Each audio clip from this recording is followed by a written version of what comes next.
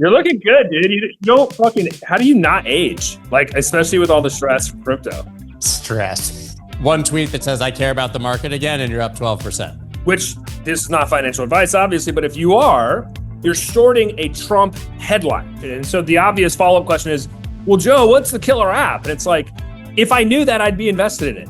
This trade policy is completely self-induced. Joe McCann predicts $1 million Bitcoin price tomorrow. It's become clear to anyone who follows crypto that the 4-year cycle is effectively dead. We would have expected that Bitcoin would make a top and then all altcoins would go absolutely crazy. That has not happened this time. Bitcoin has gone crazy because there's new money coming in, and meme coins have gone crazy because that's where the degenerates are spending all of their time, but everything else in the middle is floating around seeking a narrative. When I want to understand what's happening in the market, why it's important, and how to view it and price it moving forward, I talked to Joe McCann, who is the CEO and founder of Asymmetric. Now, they're a VC fund, they do liquid, but at the core, Joe is a trader who's been in markets for over 25 years. He understands what's happening, and he has the balls to actually trade on it. You don't want to miss this amazing conversation. That's dope.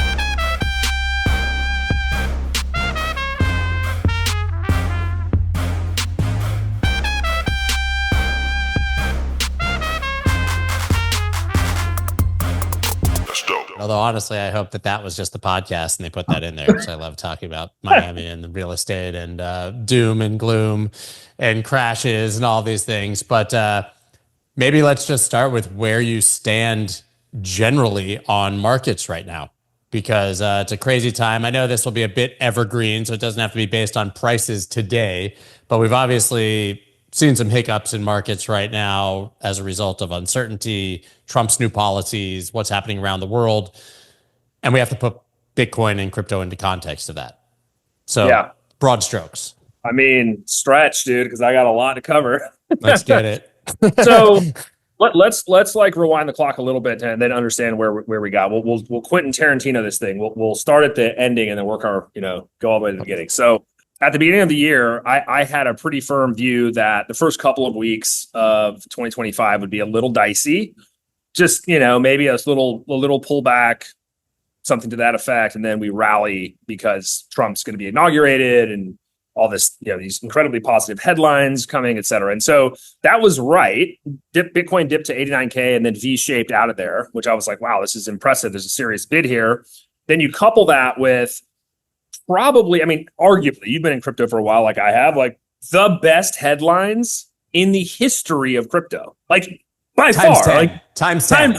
You could not, every day you're like, I can't even keep up with all of this, right? Yeah. So, you have this kind of V-shaped bounce, a lot of buyers coming from Bitcoin and crypto. You've got these positive tailwinds from headlines and policy. You've got, sovereigns, buying the ETF, et cetera, et cetera, et cetera, right? And what happened? Market went straight down. Everybody was wrong. And I was one of those people. I'll be the first to admit it. I really thought the positioning, the setup was just, it was too good. It was like, this is just, and in hindsight, of course, it was too good to be true. And for crypto, to add to that, obviously, we had the 4-year cycle, right? This was supposed to be the perfect moment in context of the halving and global liquidity and all those things. Altcoins should have gone absolutely bananas between January and now, and we saw it happen. The complete opposite happened, right? I mean, the complete opposite happened. And, I've been a trader for 25 years now, and it doesn't matter. The market just continues to humble me, right? And it'll humble anyone that thinks that they can outsmart it. But, again, if you give me that setup 100 times out of 100, I'm staying long, right? Like, it's just the setup. That being said, what was happening under the market internals, particularly as it related to equities, was definitely affecting crypto. And so there's these large hedge funds called multi-platform hedge funds. These are your Millenniums, your Citadels, Baliasis of the world. They have tens of billions of dollars under management. They have what are called these pods. These are like individual, kind of like mini hedge funds within the hedge fund that are specialized on specific either sectors or what we call factor-based investing. So this could be beta, momentum, realized volatility, et cetera. All of these factors were getting destroyed this in late January, early February, and it caused an amount of forced degrossing, and then forced de-risking. That bled over into crypto because, well, guess who holds a bunch of Bitcoin ETFs? Millennium, right? Like all of these funds as well. And so you couple that with some of the anxiety around Trump's trade policy, and it kind of, in hindsight, it makes sense. I think what's happened most recently, though, is the consensus was Trump policy was going to be on average about a 15% increase. And it blew way past that. So the market was priced for 15% going into Liberation Day and was wildly mispriced because of the tariff policy being as high as it was. So what happened, of course? By the way, I was dead wrong that day too, because that morning I was on my show saying everybody knows tariffs are coming. So what could possibly be bad news? Okay, I guess, everybody gets tariffs. Every economist on the planet being wrong. And up to 200 and something % on China was above expectations. Right. And so what we saw happen, that day and the subsequent following days was a massive, repricing of risk. And this included crypto. I'm a bit of Solana bull for a long time, as you know, like it broke below $100. ETH traded down to the 1300 handle. Bitcoin down to 74K, which isn't terrible, but like altcoins were just absolutely decimated, let alone meme coins and every other AI agent coin and you name it, right? Now, what I noticed on April 7th, and I've got this pinned on my Twitter so I can farm the clout later, is I basically called the bottom, on equities on April 7th, the day of the bottom. And it had a lot to do with a number of factors. One, there was supposed to be this Black Monday event. Didn't happen. Thank you, Kramer. Kramer saved us. Two, the amount of liquidity available in the S&P 500 futures contracts called the E-minis was at like record lows. Three, that it also implied that liquidity in individual stock names was likely at record lows. It's harder to track that, but likely at record lows. And you could see this in the bid offer spread in these equities. And then just an enormous amount of capitulative volume. I think that day QQQ and SPY traded like a record amount of notional volume or something to that effect or close to that effect. And then certainly a couple days later we had, Trump, or a few days later we had Trump kind of the 90-day thing, and then stuff ripped. A lot of that ripping was the fact that there was no liquidity because these individual names are so that the stocks are so illiquid. Hedge funds, et cetera, are trading them less, which means market makers are holding less inventory or they're widening the spread. So, in order for them to make money. And furthermore, SPY, the S&P 500 ETF, its net asset value. Remember, the SPY is a basket of the S&P 500, right? So there's potentially an arbitrage there if the SPY isn't actually equal to all 500 members of that. It traded one day at a 1% premium to NAV. What does that imply? Hedge funds and fast money traders, institutions are preferring a macro product over individual names because there's more liquidity. And it even wasn't that much. Now, as this was kind of unfolding, what was happening with crypto? Well, it was kind of trading in lockstep to some extent with the NASDAQ or the Russell 2000, depending on what you were looking at. But what was telling to me was the move in gold. I actually thought gold topped around 30.50. It didn't. I think it may have topped today around 3,500. I literally, we don't know what day we're recording, but I think I called it topping today big time, but I thought 3,100.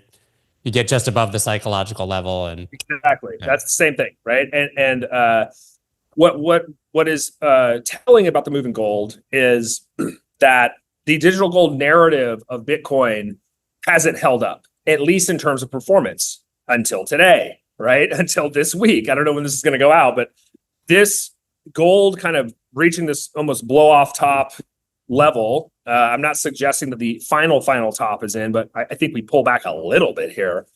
If you look at the Bitcoin gold cross, right? So that, like, if you're long Bitcoin, short gold, that trade has had a multi-month downtrend and it's breaking out right now. And so does that imply that people that are buying gold are rotating to Bitcoin? Maybe, but Bitcoin is a fraction of the market cap of gold at this point. So I don't know if that's really the case. Secondarily, historically, Bitcoin or crypto has led rallies in equity bottoms. when there's been pullbacks in equities, historically, Bitcoin and crypto tend to lead a bit. And so you could just have a combination of those two things affecting the price of Bitcoin now. But either way, the state of the market for me right now is, how can you not be invested?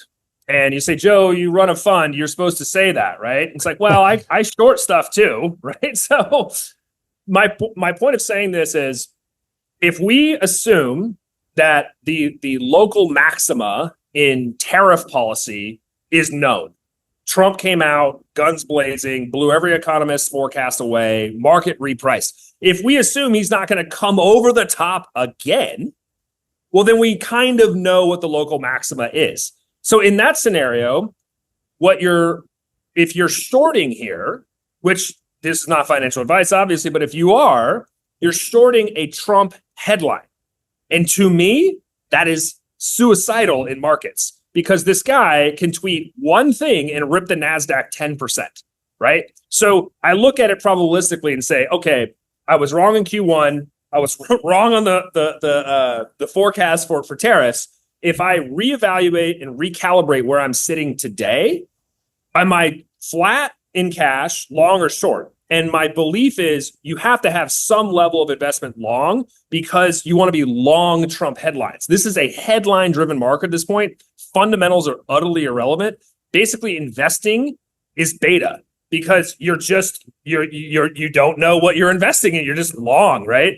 So I do think that there's a strong chance that if we start to see more deals, actual deals, specifically the one with Japan, hit the tape, this should be bullish risk. We're not out of the woods yet, because a lot of folks are using market internals and saying, hey, we haven't had these like monster capitulative volumes. This is just a dead cat bounce at a bear market, et cetera. The big difference, and I think it's very important for people to understand this, is that when you look back historically at 2022 and COVID and 2018 and global financial crisis, those largely were, I don't want to say black swans, but they were events. Even last August with the Japanese VAR shock, when the banks were down 20%. Trade. This trade policy is completely self-induced, which means the Trump administration has been directly or indirectly talking markets down. And so I think the heuristics that you would use historically don't necessarily apply one for one, because this is self-inflicted. And it can also talk it up. Yeah, exactly. So in a blink, it can pivot. We've seen that. Literally, it doesn't matter what he says. We go down, 20% or whatever from the highs on the S&P and the Qs and below. And then one tweet that says, I care about the market again, and you're up 12%. Exactly. And that is exactly my point, is that we're kind of in this uncharted territory, because the historical stuff that we tend to use to identify market bottoms or a continuation of the downside, they're not really in this framework where we're self-inducing this volatility and drawdown in the markets. And so I do think, the weakening dollar is certainly catalyzing some of the Bitcoin movement, because it's just mispriced if you price it in dollars. So, if the dollar continues to weaken, we should, in theory, see Bitcoin's value continue to increase. Okay, so we've had these endless debates over whether Bitcoin is a correlated asset, and if so, whether it's digital gold. Makes me puke to think that people think it should trade exactly like gold, even if it has the properties of gold, but that's a different conversation. Or whether it's just another risk asset and trades like tech and, throw it in there as Mag 8. But I was taking a look at those charts recently. Obviously, you mentioned the Bitcoin gold chart. It's been taking a beating since making a high not so many months ago. But if you look at a Bitcoin denominated by NASDAQ chart, it's actually making new all-time high after new all-time high, and is a steady, huge upslope to the right with higher highs and higher lows. That's not what it would look like if it was correlated to big tech. If Bitcoin was actually correlated to tech, it would be a straight flat line, right? They would trade simultaneously. I've made the argument that Bitcoin is Bitcoin, that both of those are kind of doing a disservice to Bitcoin by comparing them to either. There are times when they're correlated, but I would love your take, because everybody has a different view on what Bitcoin is. It certainly held a hell of a lot of strength through the tariff downturns. Yeah, I mean, there's two things here. One is Bitcoin is tiny relative to other asset classes.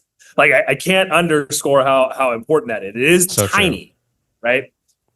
But two, on the correlation, decorrelation argument, it's very context specific to like your trading or investing style, right? So for example, if you're a fast twitch trader, I mean, you're an active trader, day trader, swing trader, you're going to want to track day-to-day correlations to see like, hey, is Bitcoin trading in lockstep with the NASDAQ?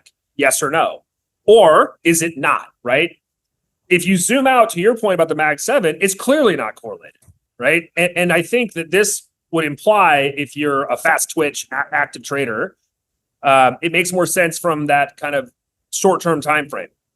But if you're not, you look at something like Bitcoin and say, well, there is an argument to be made that it is, high-tech beta, right? It's even more beta than just like your Teslas and your Apples and Googles of the world. But on the other hand, the religion of Bitcoin around it being this this asset that is protecting you against fiat debasement, I think has some legs to it.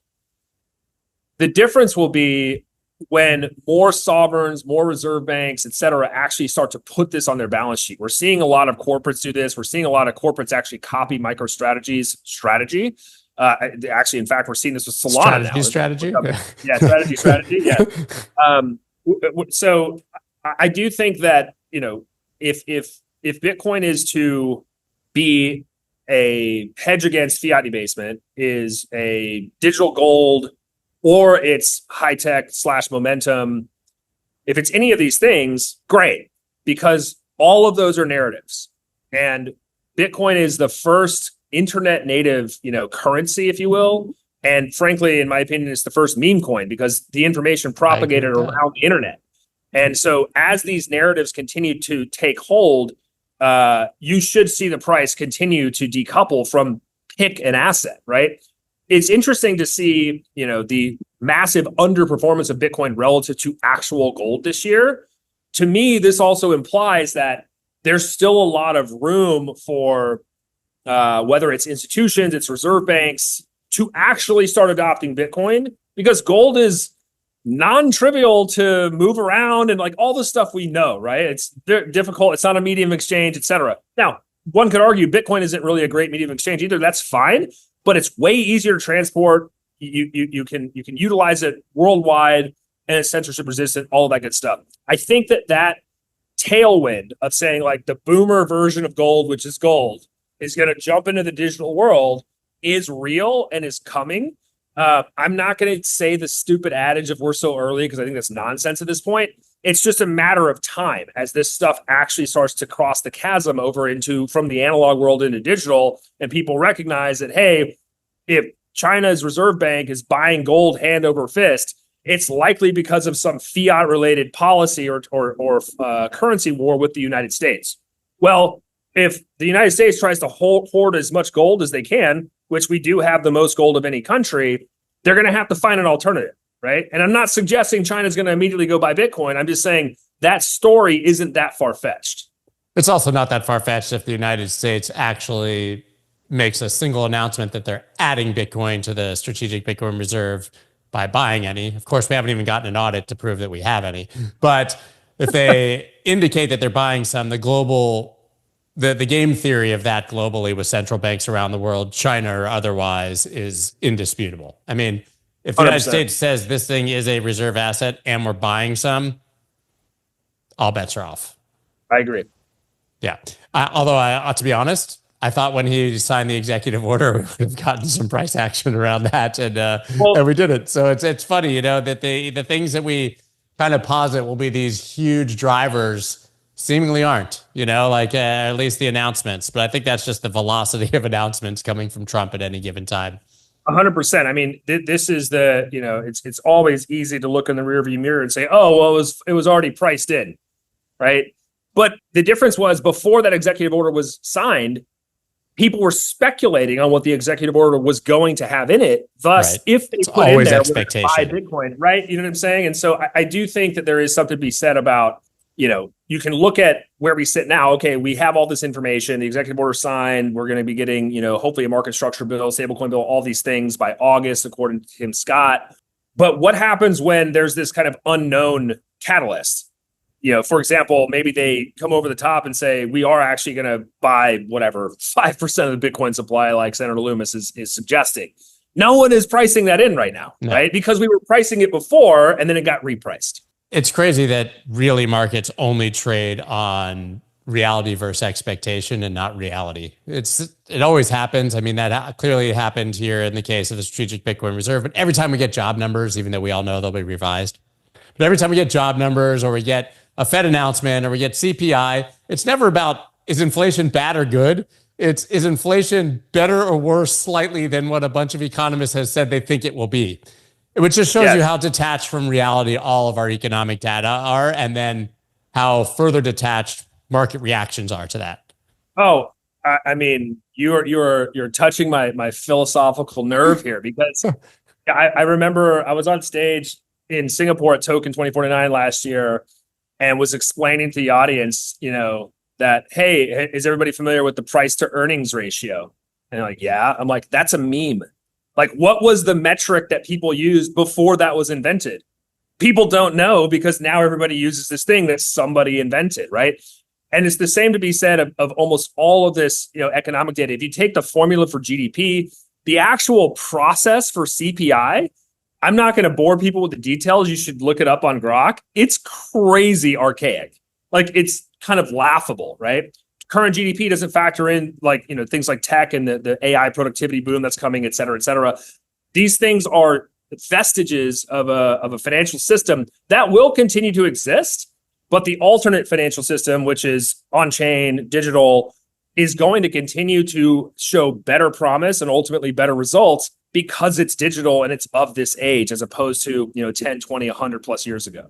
Yeah, I mean, the CPI, they talk about touching a philosophical nerve. I mean, they just change the way it's calculated. It's not only can you not trust the actual calculation, but they'll just change the way it's calculated to make the numbers look better, right? That's right. Boston Commission, and we've had others over the years, but it's the United States is not alone in this. So China has done this repeatedly with their unemployment rates. Right? The unemployment rates for youth were horrifically bad. And they just said, oh, we'll just change the calculation. They did the same thing with M2 money supply at the beginning of this year. People thought there was a huge jump in M2 money supply expansion, and it was actually they just changed the calculation, right? Yeah, I mean, I'm old enough to remember when you knew how to define a recession. Yes. No, it's yeah, 2 quarters, but you also, okay, whatever. Right. So we all know that they're cooking the numbers, or at least changing definitions to see how it looks. So what I want to talk to you about then, you're one of the first people who was constantly beating in my feed meme coins, and I'm not talking about when we were in the Doge and SHIB cycle, Solana specifically, Bonk. You were the Bonk maxi of all Bonk maxis. That was really a little moment in time that preceded the true insanity. Basically meme coin degeneracy reaching its final form on Pump Fun and celebrities and all those things. So I'm curious where you stand right now. Maybe you could, the history of you with meme coins very briefly, but where you stand now on whether they're a net positive still, as you obviously believed. Yeah, sure. So you are correct. I've been labeled the Michael Saylor of Bonk.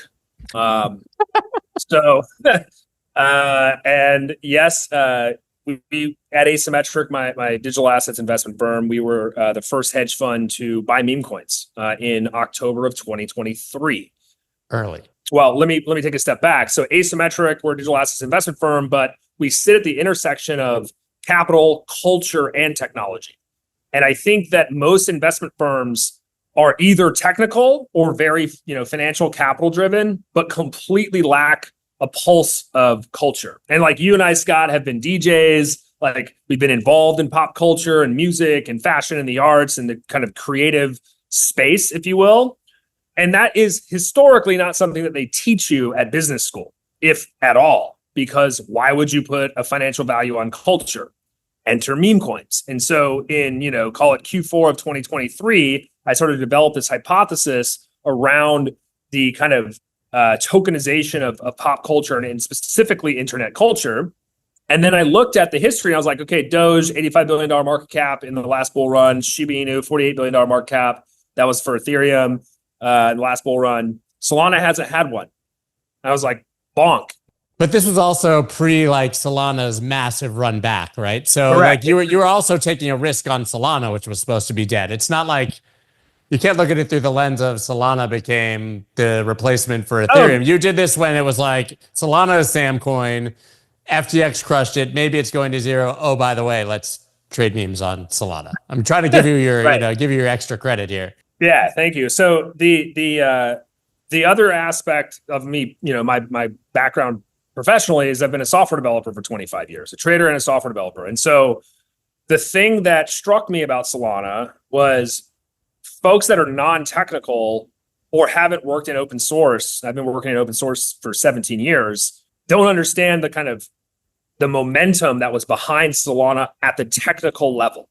The price is one thing. I mean, I bought Solana hand over fist at $8, but at this point in Q4, it was trading in the upper 20s, low 30s. I was looking at it going like, nothing has changed technologically except it's gotten better.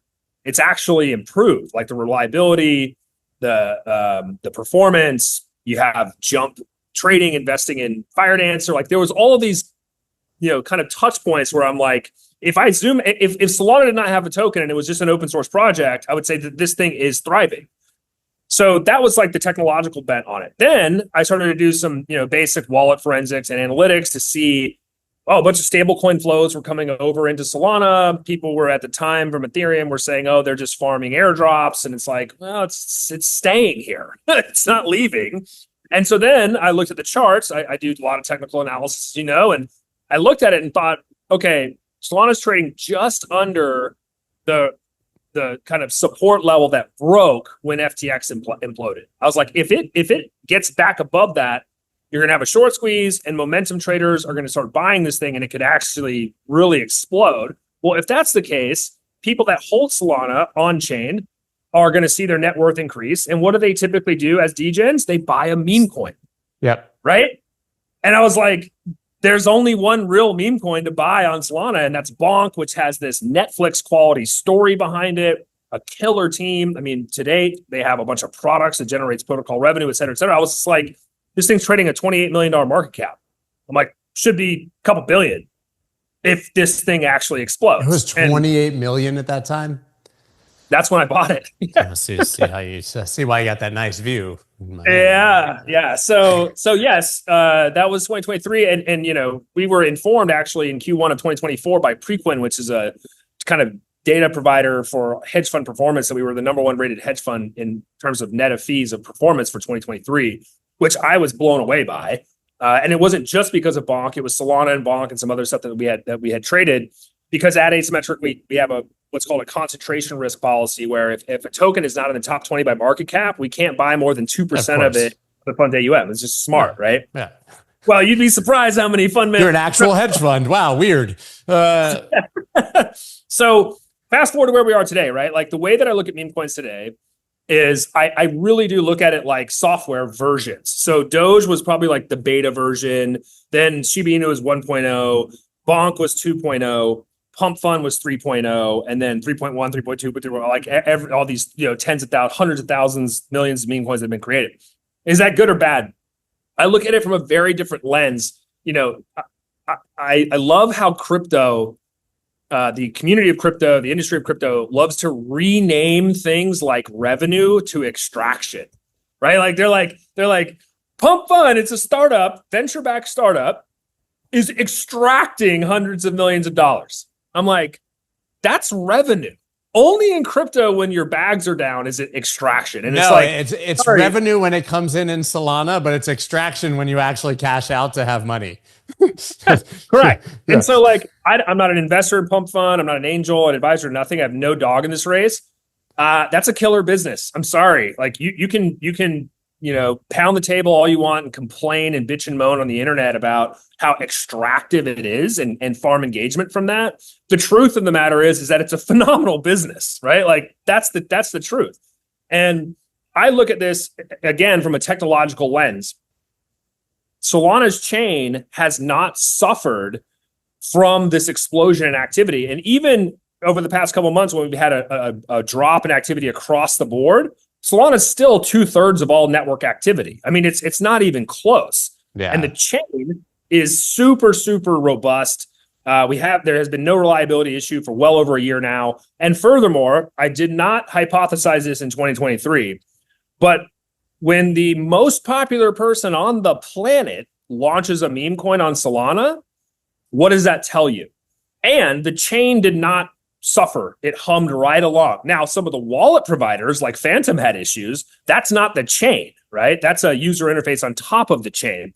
And for me, when I saw the Trump meme coin launch and I saw what was happening with all the activity on chain, I was like, this is it. Like we have infrastructure ready for mass adoption, right? And it does not imply that Solana is not going to have issues going forward. They should, because as you pressure test a network, you're going to find out new bugs in the code, et cetera.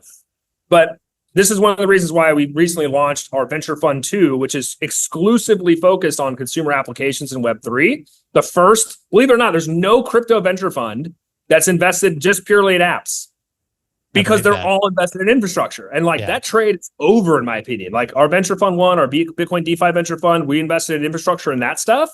But going forward, look at what happened. And this chain is functioning. And by the way, yes, there's Sui and Aptos and Monad and Bera and all these other things, Base, et cetera, that can and probably will have some applications that are built on those chains that could be breakout applications.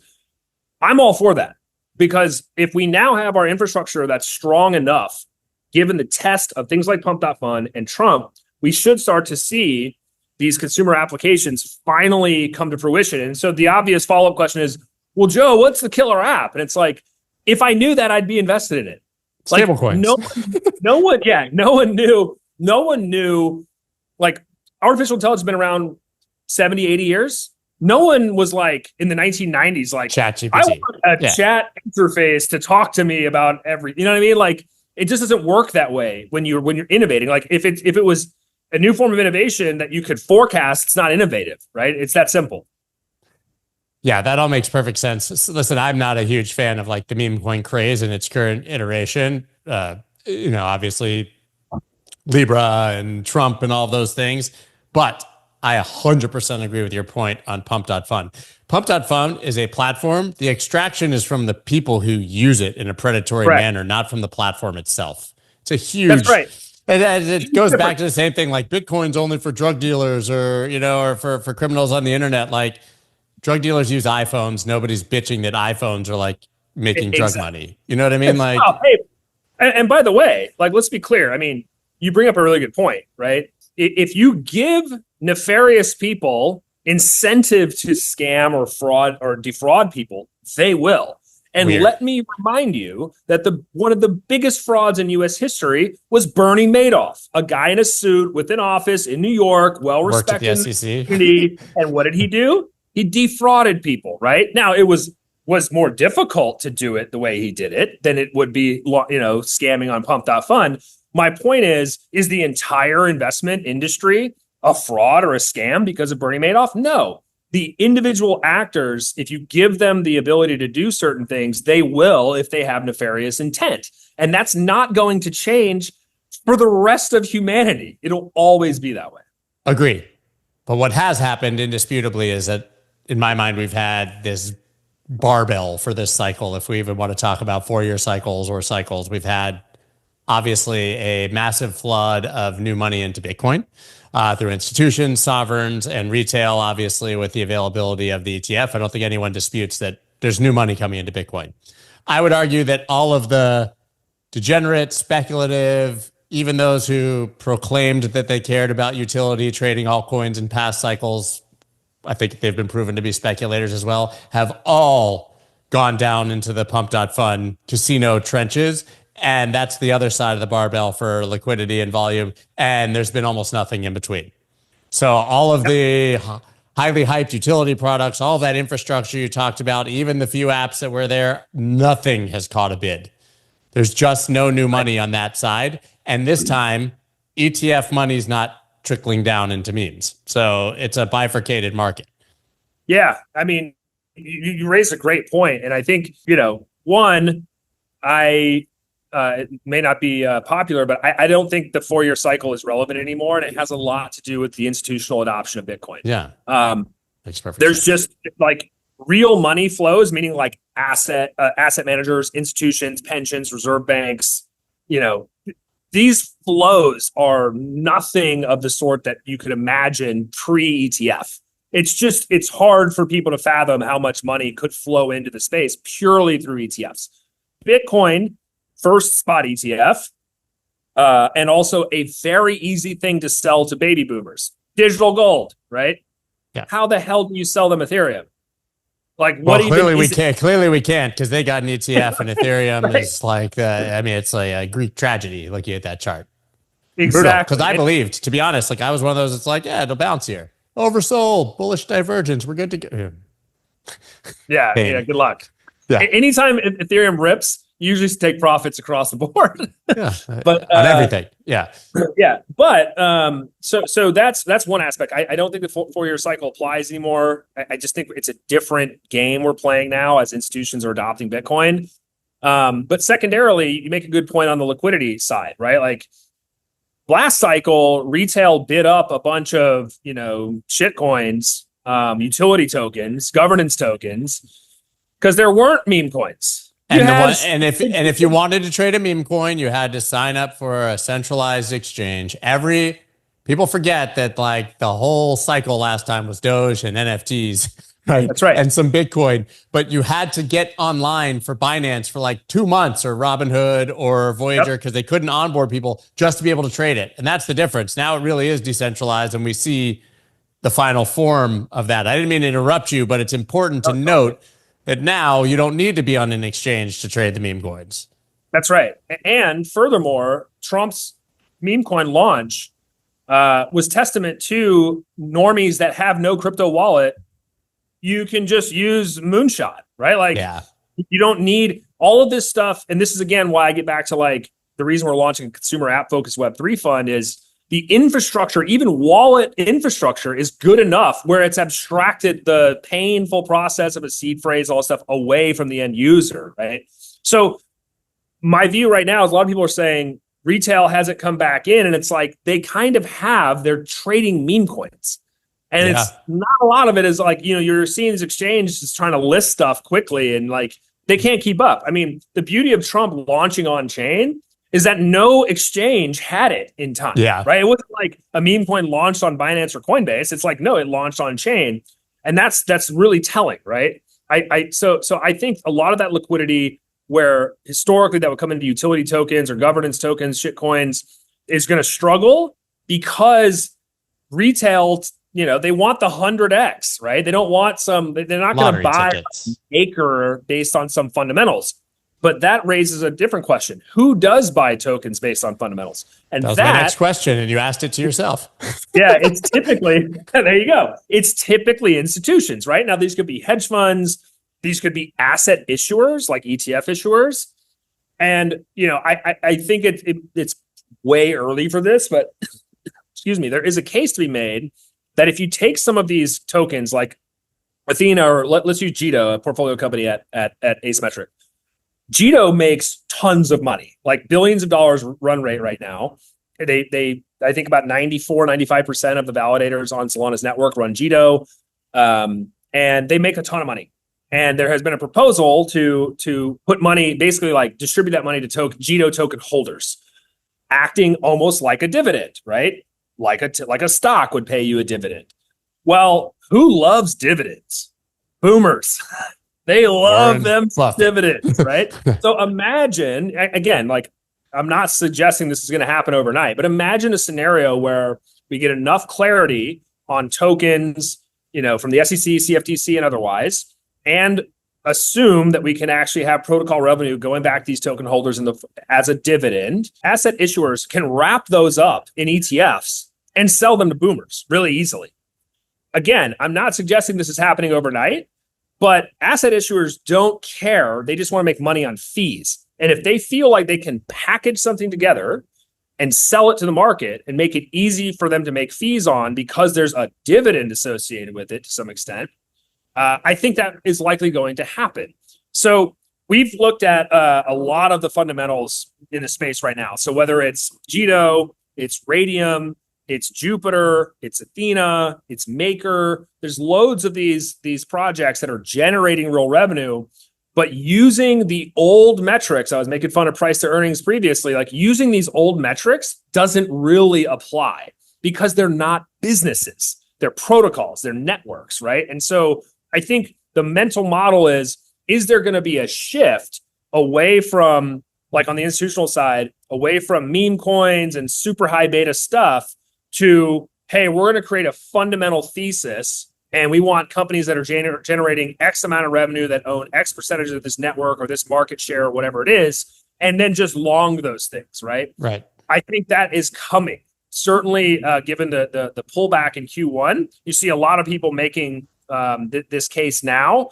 And I think that that's going to continue going forward. So there's hope for some altcoins that are in the middle of that barbell.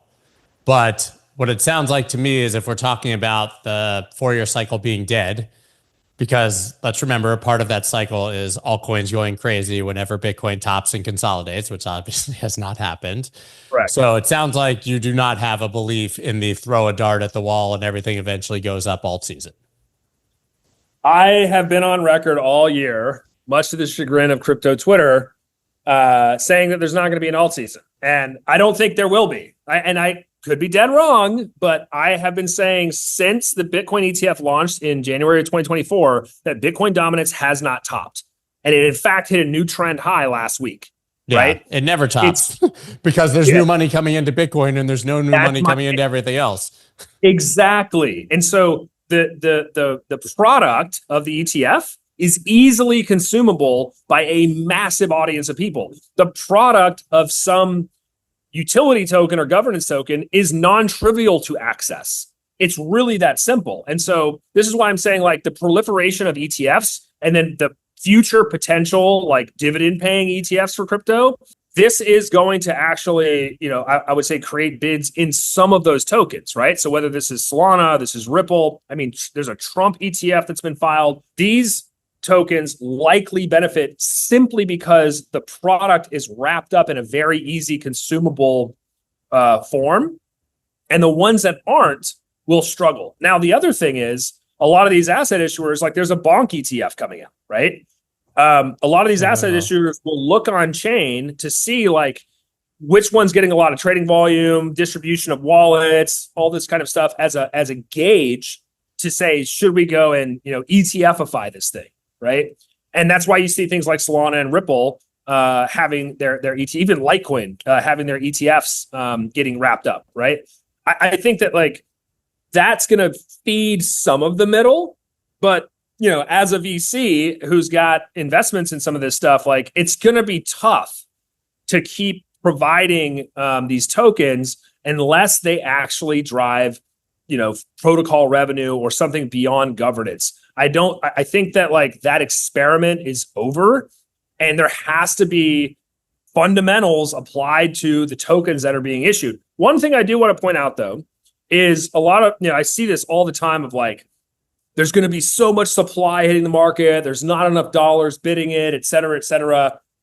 That uses information as we sit here today for a future state that you do not know. So for example, out of all the money raised in crypto funds, VC and hedge funds, about 90% is in VC.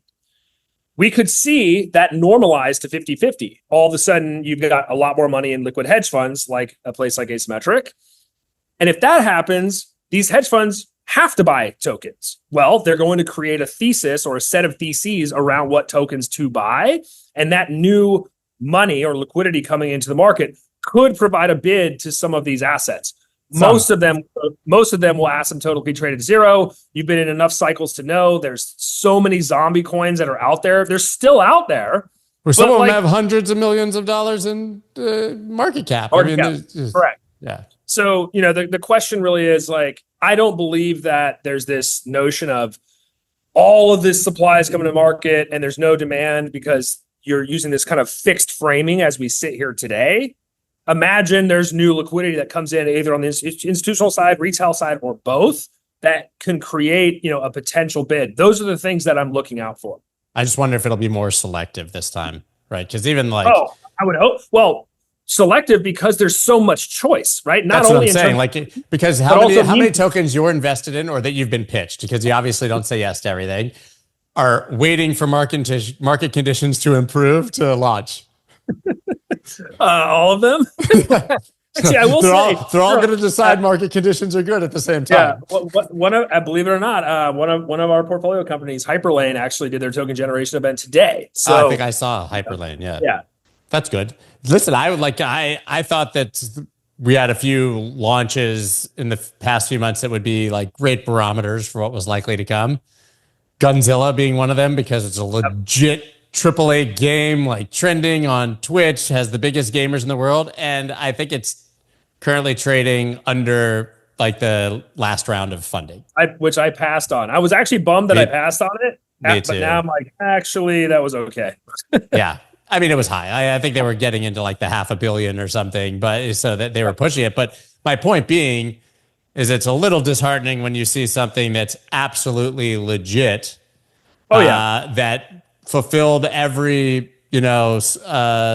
kind of criteria we had in the last cycle for what would be a real blockchain game or blockchain product. And the token, at least initially, I still believe in it, but falls flat. Yep. I mean, look, the other thing is some of these are startups, right? And so historically startups are privately marked. And you do a round of funding, it's at some valuation, and it kind of like stays there until there's either an up round in another round of funding, the valuation goes up, a down round, the company shuts down, or the company gets acquired or goes public.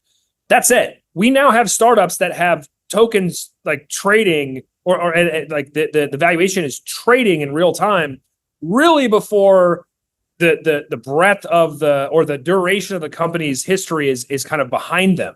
And Gunzilla is a great example of like AAA games, like top trending on Twitch. It's got all these check boxes, but yet somehow it's not being reflected in the price, right? There's still a startup, and the fact that there is a liquid asset associated with it, you are at the behest of the liquidity of these markets, right? So if you can't garner the attention of people to buy your token because it's a AAA game, et cetera, too bad. It doesn't actually matter. And just look at meme coins, right? Fartcoin, as an example, it's up like 4x in the past month or something to that effect. I mean, people are like, I posted this chart yesterday on Twitter. I was like, it's the best looking chart in crypto. It's a massive cup and handle. I was like, this thing is going to explode. And somebody was like, this is why people don't take crypto seriously. And I'm like, this is why they should take crypto seriously. Because if this is signal, right? Like if people are buying this, what's that telling? What happens when there's something legitimate to buy that has something, a chart that looks exactly the same. Exactly. So then you guys obviously are positioning, as you already explained it, a VC2, another fund in VC. What else are you looking at in the market right now? What's interesting to you? If it goes 50-50 liquid, what would you be looking at? What kind of things kind of fit your thesis for the coming year or two? Hedge fund side really quick. I mean, we're Bitcoin heavy. We trade a lot of derivatives, options. So we're our kind of, if you take the delta value across our broader portfolio, it's roughly 70% Bitcoin. And I'm a huge Solana, right? But it's still the right call, in my opinion, to be overweight Bitcoin and have some exposure to the things like Solana and Ripple that are having ETFs. I mean, it's kind of obvious. The only short in our book is Ethereum. So that's the hedge fund side. On more like aspirational venture related stuff. So yes, we're super interested in like the consumerization of Web3. And the beauty of this is that the Web3 piece is abstracted away. So I'm an investor and advisor to this company called Golfin, kind of like StepN, but I'm in there, dude.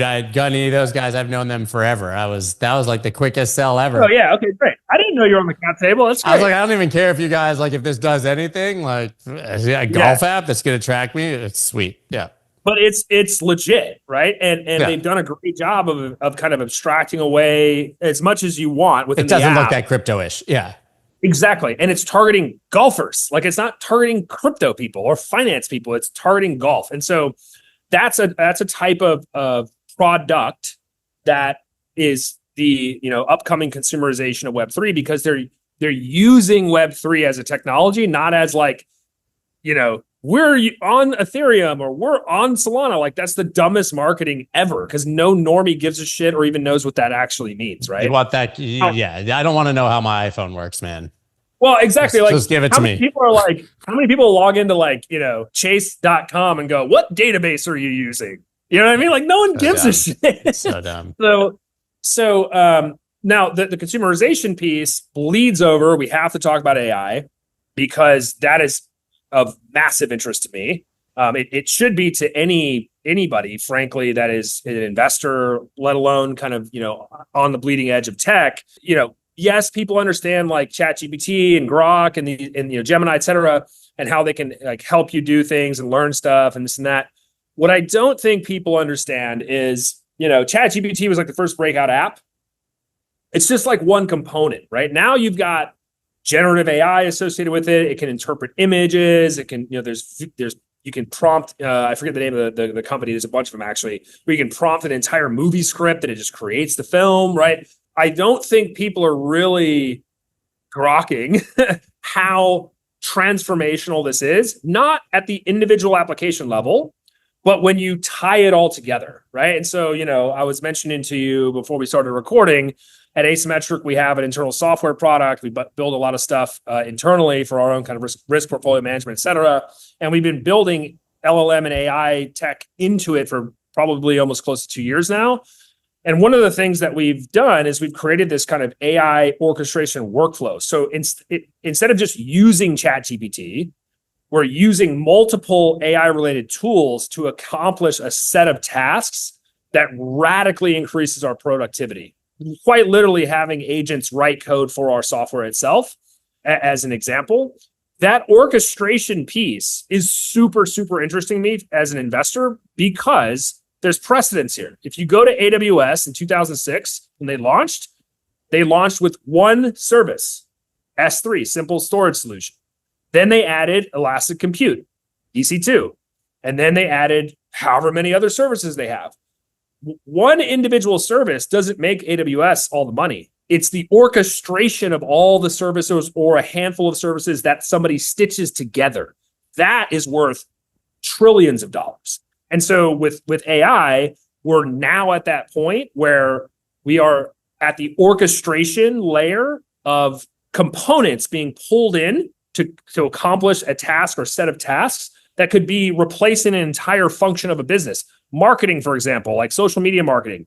No reason that shouldn't, you frankly don't need to hire anybody else anymore. No. You just need to have it be done with AI agents and using the appropriate tools in a workflow that enables, your marketing department to basically be replaced. Now you say, Joe, this is an existential threat to human beings. I argue the other side of that and say, it opens so much productivity. We are no longer specialists.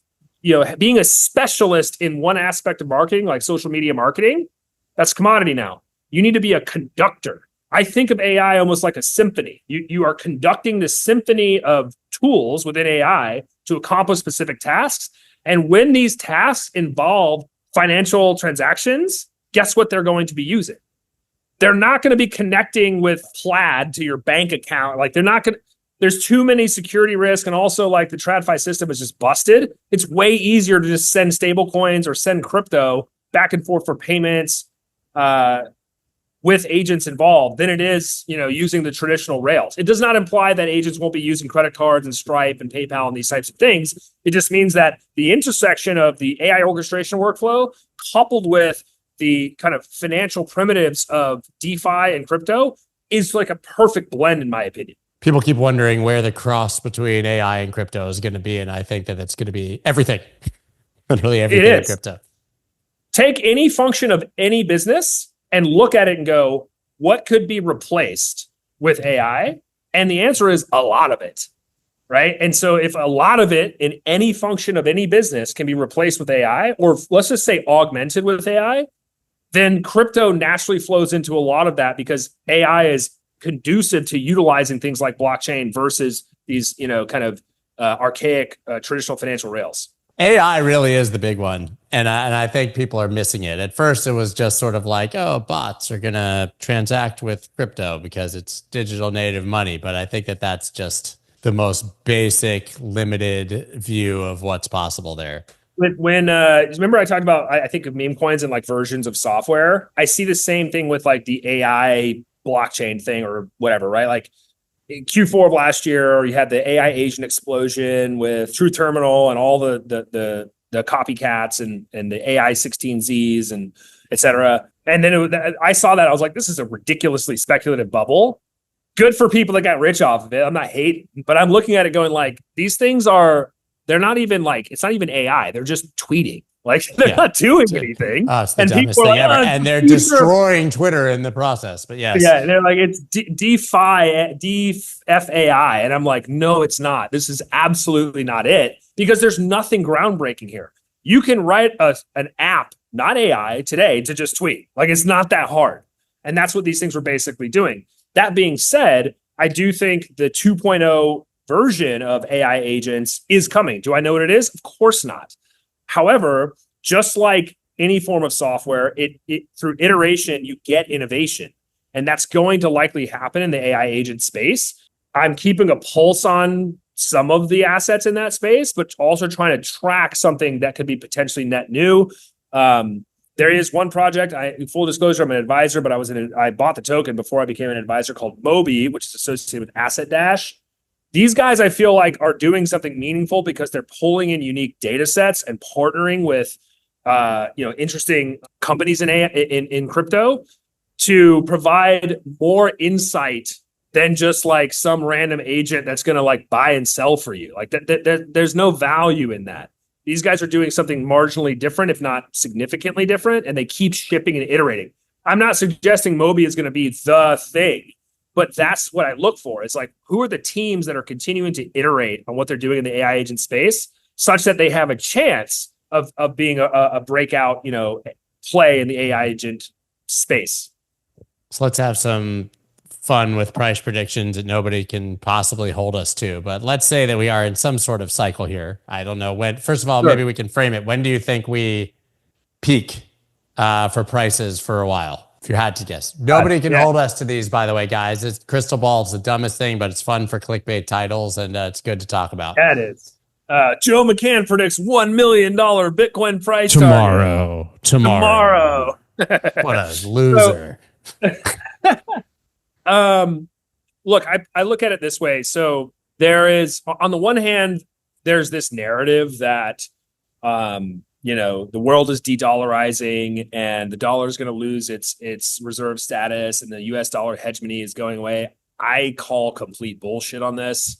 And part of the reason I suggest this is around the world, every reserve bank for each country has US treasuries and dollars.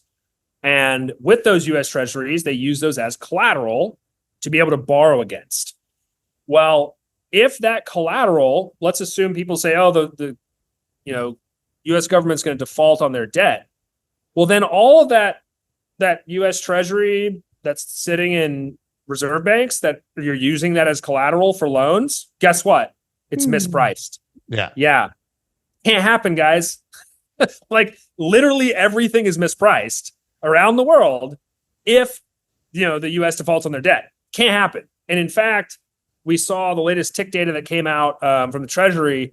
Like other countries are buying our debt still in the latest Treasury auctions. It's not like, oh, no one's buying it and everybody's dumping it. I'm sure some folks, there's speculation that China has started to reduce some of their reserves. I don't think it's actually true. They may be reducing some of their dollar reserves to buy more gold. That's besides the point. This notion that dollar hegemony is going away, I don't buy it.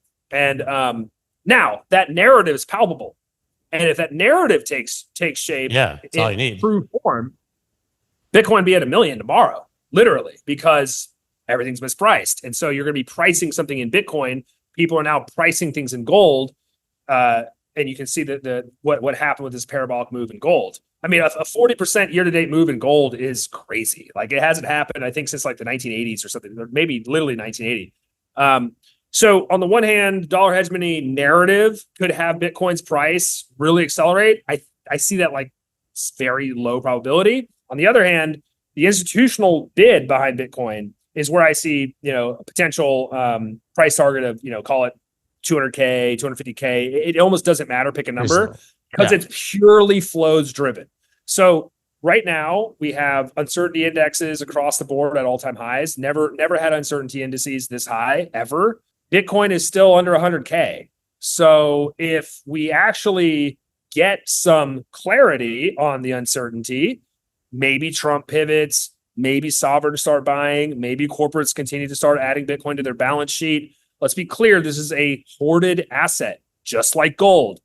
But there's way fewer Bitcoin than there's gold in the ground, right? And so from my perspective, it's less about like pick a number, 500,000, 250, doesn't matter.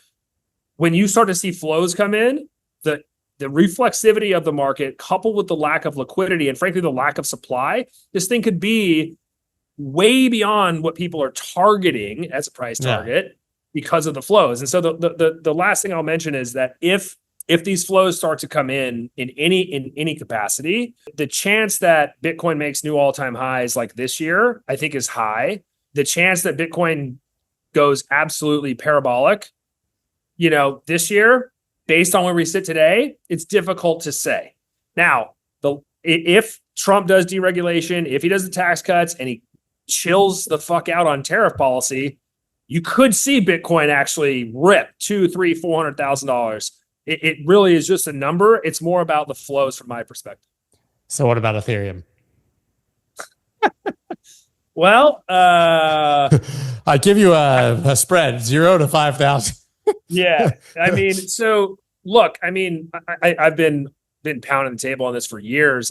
I think Ethereum's technology is innovative and it kicked off smart contract programming. Like, kudos. The asset is not worth owning. It's just not. And, the difference is as Bitcoin rises, you do get some sort of like, correlation trading with Ethereum, but fundamentally, there's no reason to own it. And the things that you should own have better fundamentals. Just look at Solana, right? I think Ethereum's gas cost per transaction yesterday was 1 penny. Like they can't generate real revenue with that. And it's being cannibalized by the L2s, which is something I've been saying for 3 years. And people are like, oh, you're such an ETH hater. I'm like, no, it's just logical, right? Like you're abstracting away the thing that makes the fucking chain money. Like, it's that simple. So price target, look, I thought there for a second when it dipped below $1,419, which was the 2017 all-time high, when it dipped below that, I was like, this thing could be $500 on a real nasty liquidation cascade. And there was a lot of stuff on chain that was going to get liquidated. When there is a rally, it's never sustained. So it's just, in my opinion, it's another way to either hedge your book by getting shorted or sell calls against your underlying to capitalize some carry. But I think Ethereum, if Bitcoin does not really rally to all-time highs this year, Ethereum is sub 1,000. Solana, I think given the fundamentals coupled with the ETF flows that are likely going to be coming, actually we saw this last week in Canada. They had their first spot ETF for Solana, and you saw an institutional bid come in. Talked to our broker dealers about it. They're like, yeah, institutions are actually buying it the same day that the spot ETF launched. Now, is Solana going to be as successful as the Bitcoin ETF spot launched? No. However, this is the fastest horse, right? The president launched his meme coin on Solana. Like, there's a lot of potential narrative tailwinds behind it. But the fundamentals, in addition to that, are suggesting that developers are using Solana and building on it, that speculators, traders, et cetera, are using Solana for better or worse, right? We can debate the meme coin thing again. Ultimately, I think Solana trades well above its all-time high. If Bitcoin is going to say 150K, I think Solana's got to be at least 420. 420, he says. $69,420. 69,420. Well, we couldn't make that up, and it actually happened, and you know that. 420.69. Yeah, it did happen because we have some hilarious whales out there who are like, pass the bong, bro. The top's in. Watch this. Exactly. Had to be Sam. I think it was probably Sam. Joe, man, that was awesome. Now I know we actually do need to go. Where can people follow you? Check out everything you're doing. Yeah, you can follow me on X/Twitter. You can go to twitter.com/Joe McCann. And from there, you can find a link to my Telegram, and you can always go to asymmetric.financial to find out more about my fund. Telegram is fucking epic. Thanks, dude. I've told you this before, but like you definitely, for traders who simply just want the quick hits, you have the best Telegram. It's crazy. There's like 13,000 people that subscribe to the channel now too, and I barely promoted it. It's pretty nice. And you're like, who the hell are these people? Well, I remember literally when a friend of mine was like a VC years ago was like, I love this channel. It's this Joe guy. Like, you should go follow it. I went and followed, and I'm in there, and I'm like, then I realized it was you. I was like, I fucking know Joe, man. I was like, I met him at like World Crypto Con in Vegas in 2019. Yeah. I met you. That was like one of the best and worst times of my life, because that's also when I met the guys from fucking Voyager. Oh, bummer. Charlie Shrem introduced me. Yeah. Yes. They were sponsoring that whole stage we were at. They were like brand new. I don't know if you remember that. Yeah. Yeah, no, Pete Nigerian was there. Yeah, that's right. Yeah, that was awesome. Yeah, what a good time, man. Well, thank you so much. We got to do this more often, man. I really love the market perspective, which we don't really like always like double click on so deeply, but it really helps put man, happy to. And let's do it in person when you come back to Miami. Let's do it, man. Done.